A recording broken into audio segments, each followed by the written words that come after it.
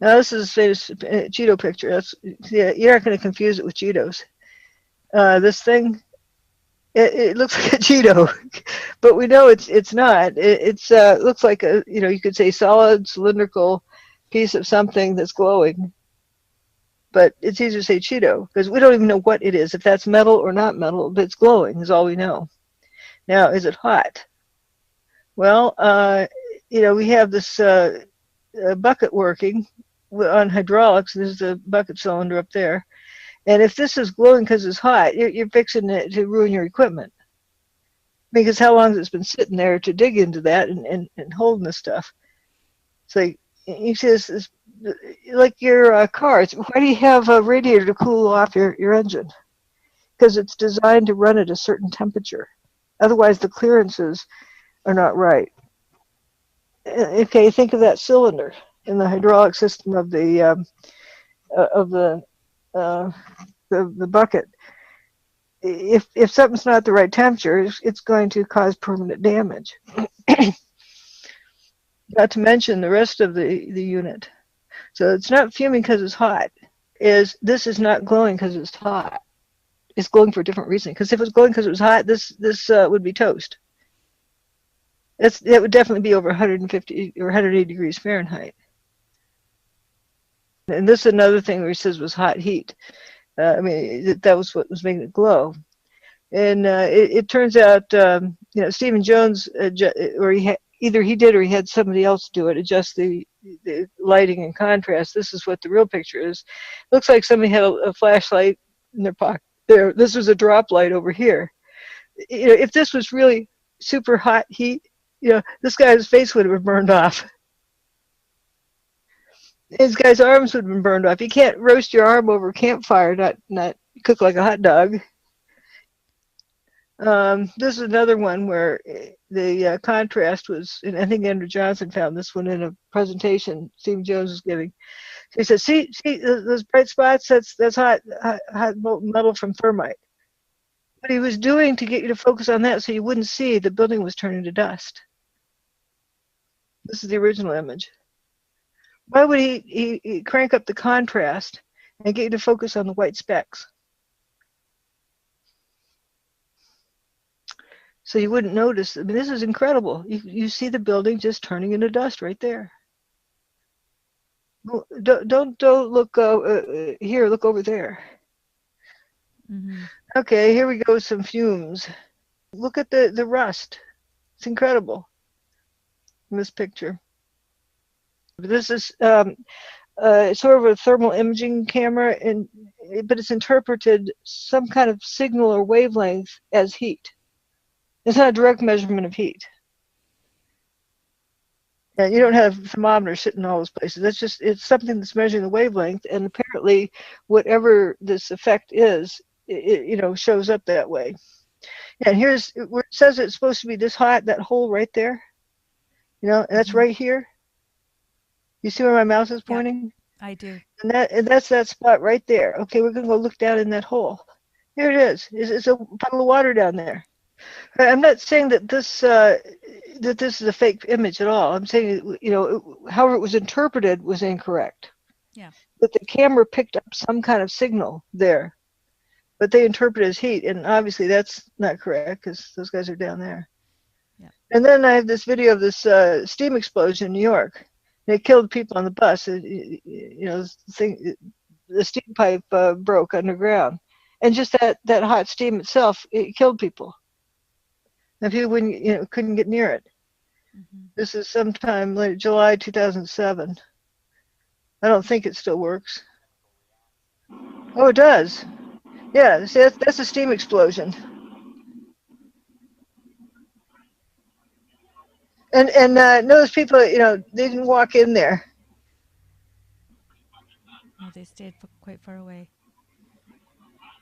It's almost done with. Yeah, it's not where you go when, you know, you don't go walking in with your oxy-fuel hose.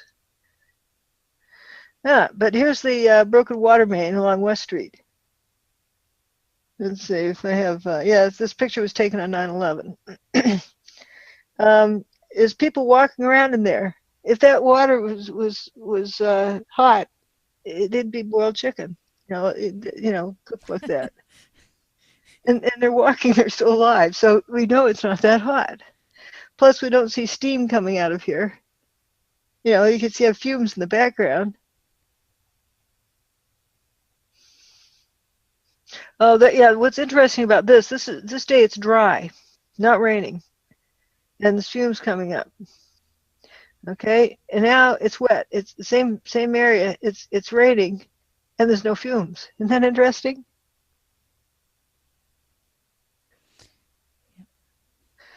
Because these are the 20th is when it rained, and it wasn't raining on the 15th, but it's the same area. And if the ground is super hot, like 2,000 degrees or whatever the temperature was, when it rains, wouldn't you have a steam explosion somewhere? You had Bush talking on a megaphone on top of, quote, the pile, the debris field, and it was raining. If it was that hot, why wasn't there any steam explosions or sizzling or anything? But here you can see it quiets the fuming, which is why they were sprinkling and misting the area with wet peat and wet, nice, rich dirt. Oh, another pathetic Pepsi truck. Interesting how it just rested there. Isn't more rustification from the cleanup? Big pile. The stuff's just very rusty, you can see in there. But look at all this rust in this equipment, this poor fire truck. And look at this fire truck, super rusty. And it looks like it's toast. And of course, the famous Cheeto picture. And look at these Cheeto pipes. This is from Tower 2. And they're, almost looks like they're painted. And then not the whole pipe, just some of it. It's like especially this one down here. It's like a toxic gas flowed over some of it, not all of it. Who knows? It's weird. It's very rusty.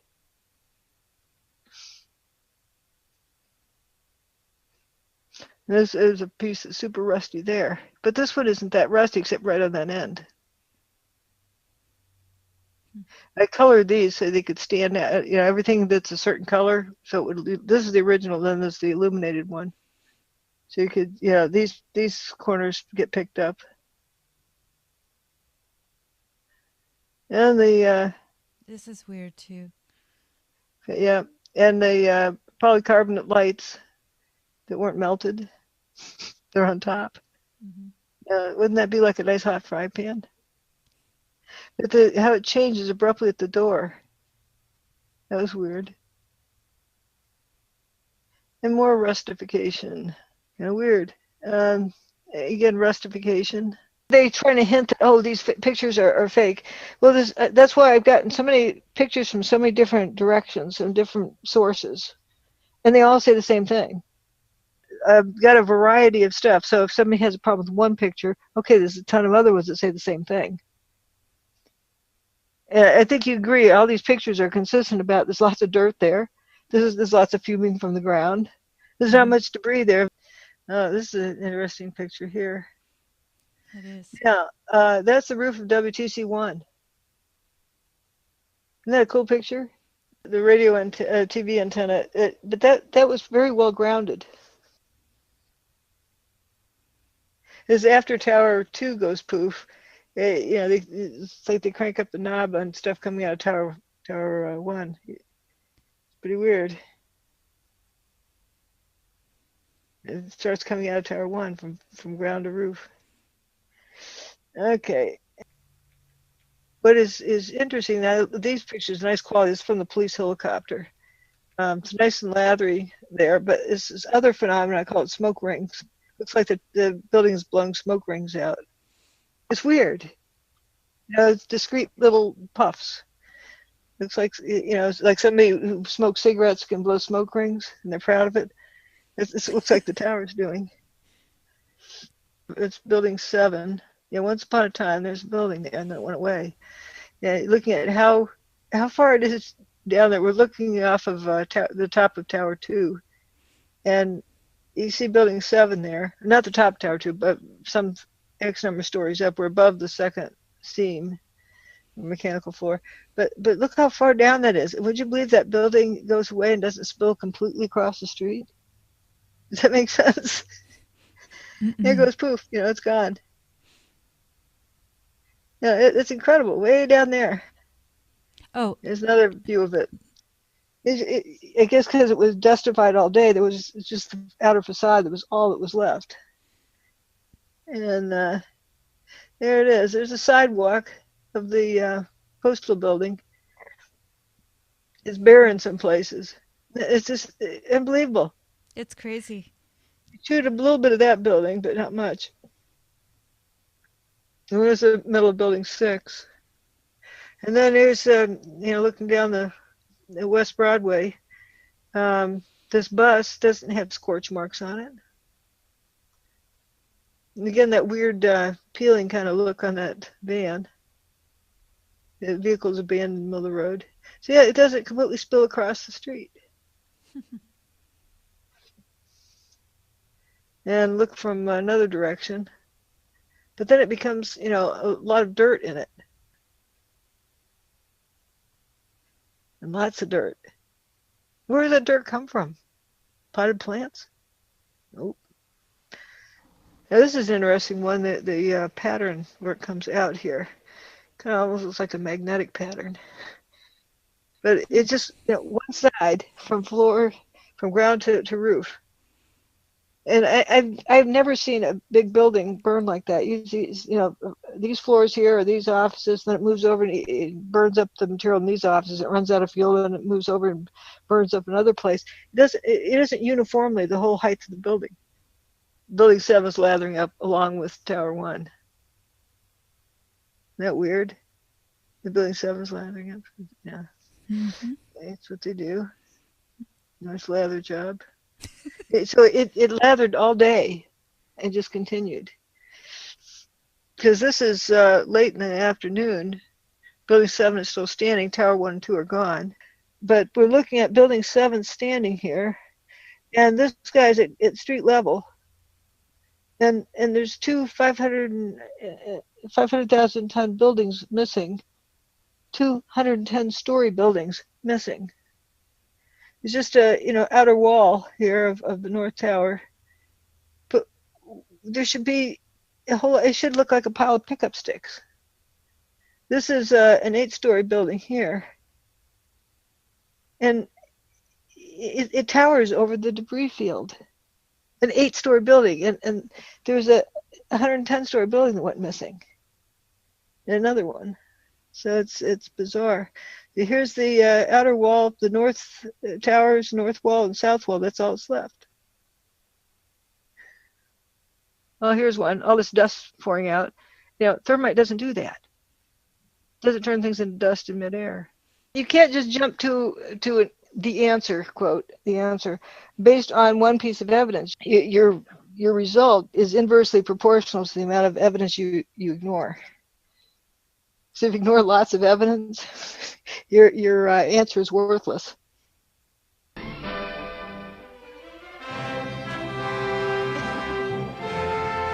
don't think you're obnoxious at all. I was trying not to be obnoxious. I definitely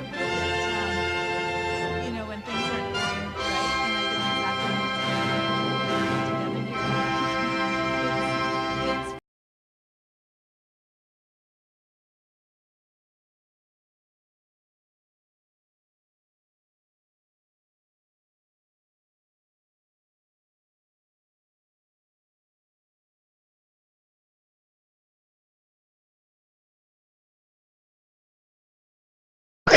So you can't hear it.